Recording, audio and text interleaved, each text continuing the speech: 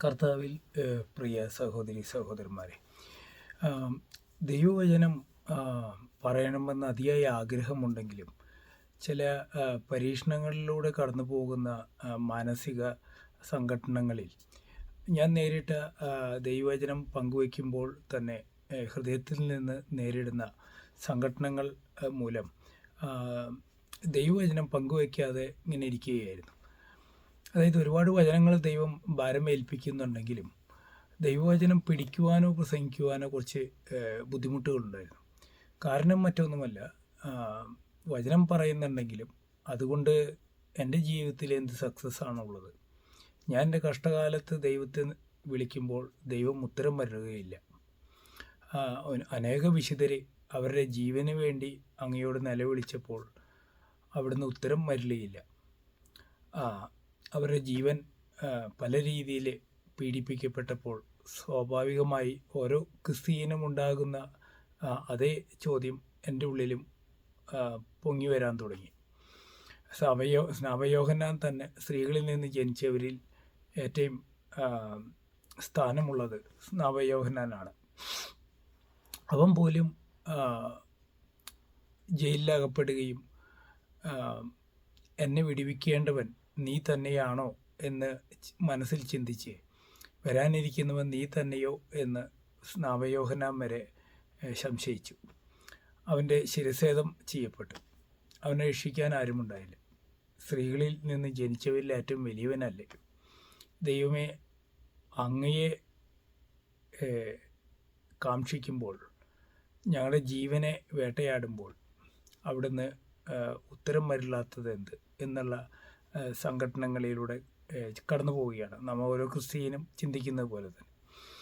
അപ്പോൾ നമ്മളുടെ വചനം പറഞ്ഞുകൊണ്ട് നമുക്ക് എന്ത് നേട്ടം? നമ്മൾ വചനം ദൈവം ആന്തരാർത്ഥങ്ങളിലൂടെ വെളിപ്പെടുത്തുന്നുണ്ടെങ്കിലും അത് പിടിക്കുവാനുള്ള മാനസിക സംഘർഷത്തിലായിരുന്നു. അങ്ങനെ കടന്നു പോയപ്പോൾ ദൈവം ഒത്തിരി വചനങ്ങൾ നമ്മളെ ജ്വലിപ്പിക്കുന്നുണ്ട്, പല കാര്യങ്ങളും വെളിപ്പെടുത്തുന്നുണ്ടെങ്കിലും അത് സ്വാഭാവികമായി പിടിക്കുന്നത് പോലെ പിടിക്കാൻ സാധിച്ചില്ല. അപ്പോൾ ദൈവം ഒരു വചനം തരികയാണ്. ആ വചനം കേട്ടപ്പോൾ ഞാൻ നിർബന്ധിതമായിരിക്കുകയാണ്.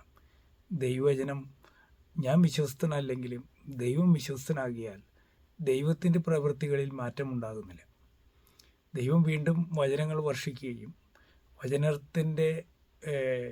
വചനം നമ്മൾ സംസാരിക്കാൻ തുടങ്ങുമ്പോൾ ദൈവം അർത്ഥങ്ങൾ തരികയും ആ അർത്ഥങ്ങൾ എന്നെ തന്നെ അത്ഭുതപ്പെടുത്തുകയും ചെയ്തപ്പോൾ ഞാൻ പലപ്പോഴും വചനം പ്രസംഗിക്കാതിരുന്നെങ്കിലും ദൈവം തൻ്റെ ആത്മാവിനെ വർഷിക്കുന്ന തടസ്സം നേരിട്ടില്ല, സമൃദ്ധിയായി നൽകിക്കൊണ്ടിരുന്നു. അതെന്നെ അത്ഭുതപ്പെടുത്തി. ഇതിപ്പോഴും ദൈവം, ഞാൻ ഇഷ്ടപ്പെടാതെ ഇരുന്നിട്ടും ദൈവം ഇത് നിർത്തുന്നില്ലല്ലോ. ദൈവത്തിൻ്റെ വചനധാര എന്നുള്ളത് യഥാർത്ഥത്തിൽ എനിക്ക് അവിശ്വസനീയമായിരുന്നു. അപ്പോൾ ഒരു വചനം തന്ന് ഇന്നലെ ദൈവം വീണ്ടും പ്രചോദിപ്പിച്ചപ്പോൾ ഞാൻ നിർബന്ധിതമായിരിക്കുകയാണ്. ഒരുപാട് വചനങ്ങൾ ദൈവം തന്നിരുന്നു കഴിഞ്ഞ ഓരോ ആഴ്ചകളിലും. അത് മെമ്മറിയിലുള്ളത് പലതും പെട്ടെന്ന് തന്നെ മറന്നു പോകും. അതായത് നമുക്ക് വിതയ്ക്കാനുള്ള വിത്ത് ദൈവം തരുമ്പോൾ അത് വിതച്ചില്ലെങ്കിൽ അത് നശിച്ചു പോകുമെന്നുണ്ട്. അപ്പോൾ ഒരുപാട് വചനങ്ങൾ മറന്നുപോയി. പക്ഷേ ഈ അടുത്ത് കഴിഞ്ഞ ഒരാഴ്ച ദൈവം തന്ന വചനങ്ങൾ ഓർത്തെടുത്ത് പെട്ടെന്ന് ദൈവം തരുന്ന വചനം നമ്മൾ എഴുതി വെച്ചില്ലെങ്കിൽ മറന്നു പോകും. അങ്ങനെ ഒരു അവസ്ഥയുണ്ട്. അപ്പോൾ കഴിഞ്ഞ ഒരാഴ്ച വന്ന വചനങ്ങൾ എഴുതി വെച്ച് പിടിക്കാൻ നിർബന്ധിതമായതാണ്. അതിന് കാരണമായ വചനം ഇന്നലെ വായിച്ചപ്പോൾ കിട്ടിയ വചനമാണ്. ആ വചനത്തിൽ പറയുന്നത് നിങ്ങൾക്കെല്ലാം അറിവുള്ളതുപോലത്തെ വചനമാണ്. റോമക്കാർക്ക് എഴുതിയ 10-ാം ലേഖനത്തിലെ 8 തൊട്ടുള്ള വചനങ്ങൾ നാം എല്ലാം സുപരിചിതമായ വചനമാണ്. എന്താണ് പറയുന്നത്? വചനം നിനക്ക് സമീപസ്ഥമാണ്, നിൻ്റെ അധരത്തിലും നിൻ്റെ ഹൃദയത്തിലും അതുണ്ട്. ഞങ്ങൾ പ്രസംഗിക്കുന്ന വിശ്വാസത്തിൻ്റെ വചനം തന്നെ പൗലോസ് പറയുന്നതാണ്. അപ്പോൾ ഇത് മോശയോട് പറയുന്ന വചനം നിങ്ങൾക്കറിയാം.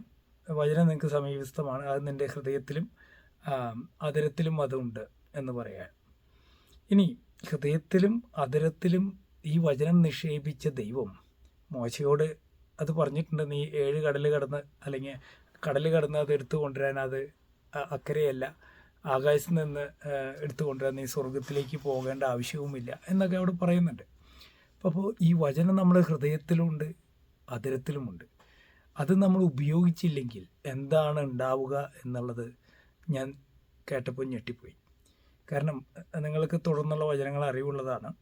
അതായത് റോമക്കാർക്ക് എഴുതിയ 10-ാം അധ്യായത്തിലെ 9 വചനമാണ് ഇനിയിപ്പോൾ വായിക്കുന്നത്. ആകയാൽ യേശു കർത്താവ് എന്ന് അധരം കൊണ്ട് ഏറ്റുപറയുകയും ദൈവം അവനെ മരിച്ചവരിൽ നിന്ന് ഉയർപ്പിച്ചു എന്ന് ഹൃദയത്തിൽ വിശ്വസിക്കുകയും ചെയ്താൽ നീ രക്ഷ പ്രാപിക്കും. അപ്പോൾ ഇവിടെ 2 കാര്യങ്ങളുണ്ട്. പിന്നെ 10-ാമത്തെ വചനത്തിൽ ഇത് തന്നെ പറയുന്നുണ്ട്. എന്തുകൊണ്ടെന്നാൽ മനുഷ്യർ ഹൃദയം കൊണ്ട് വിശ്വസിക്കുകയും തന്മൂലം നീതീകരിക്കപ്പെടുകയും ചെയ്യുന്നു. അവൻ അധരം കൊണ്ട് ഏറ്റുപറയുകയും തന്മൂലം രക്ഷ പ്രാപിക്കുകയും ചെയ്യുന്നു. അപ്പോൾ 2 കാര്യങ്ങളുണ്ട്. ദൈവം വചനം അധരത്തിലും ഹൃദയത്തിലും നിക്ഷേപിച്ചിട്ടുണ്ട് മനുഷ്യന്. അത് മോശയോട് അരുളി ചെയ്തത് നിങ്ങൾക്ക് ഓർമ്മയുണ്ടല്ലോ. അപ്പോൾ ഈ നിക്ഷേപിച്ച വചനം നമ്മൾ ഉപയോഗിക്കുന്നില്ല എങ്കിൽ നമുക്ക് രക്ഷ പ്രാപിക്കാൻ തടസ്സമായി വരും. അത് എന്നെ ഭയപ്പെടുത്തി. അത് ഭയപ്പെടുത്തിയത് കൊണ്ട് തന്നെ ഞാൻ വചനം പറയാൻ നിർബന്ധിതമായിരിക്കുകയാണ്. കാരണം ദൈവം വിശ്വസ്തനാണ്, ഞാൻ അവിശ്വസ്തനെങ്കിലും. അപ്പോൾ എൻ്റെ കടമ ഞാൻ നിറവേറ്റണം. എൻ്റെ കടമയിൽ നിന്ന് എനിക്ക് ഓടിപ്പോകുക സാധ്യമല്ല. ദൈവത്തെ അല്ലെങ്കിൽ എന്തിനെങ്കിലും ഭയന്ന് ദൈവം നൽകിയ താലന്ത് കുഴിച്ചിട്ടാൽ എൻ്റെ കടമ എനിക്ക് നിറവേറ്റാൻ സാധിക്കാതെ പോകും. അപ്പോൾ ഇവിടെ പറഞ്ഞിരിക്കുന്ന വചനം വളരെ പ്രധാനപ്പെട്ടതാണ്. മനുഷ്യൻ ഹൃദയം കൊണ്ട് വിശ്വസിച്ച് അവൻ നീതീകരിക്കപ്പെടുകയാണ്. നമ്മൾ ഹൃദയത്തിൽ വിശ്വസിക്കുമ്പോൾ നമ്മൾ നീതീകരിക്കപ്പെടുന്നു എന്നുള്ളത് ശരിയാണ്. ഹൃദയത്തിൽ വിശ്വസിച്ചാൽ നമ്മൾ ദൈവത്താൽ നീതീകരിക്കപ്പെടും. യേശു കർത്താവാണ് എന്ന് നമ്മൾ ഏറ്റുപറയുകയും അധരം കൊണ്ട് ഏറ്റുപറയുകയും അതുപോലെ എന്താണ് പറയുക, നമ്മൾ അധരം കൊണ്ട് ഏറ്റു പറഞ്ഞില്ലെങ്കിൽ നമ്മൾ രക്ഷ പ്രാപിക്കുകയുമില്ല. പിന്നെ തുടർന്നുള്ള വചനം പറയുന്ന അവനിൽ വിശ്വസിക്കുന്ന ഒരുവനും ലജ്ജിക്കേണ്ടി വരികയില്ലല്ലോ. നമുക്കറിയാമല്ലോ, വിശുദ്ധഗ്രന്ഥം പറയുന്നത് അതാണ്. അപ്പോൾ നമുക്ക് കർത്താവിൻ്റെ നാമം പറയണം എന്നുള്ളത് നിർബന്ധമാണ്. നമ്മുടെ രക്ഷയ്ക്ക് നമ്മുടെ കടമയാണത്.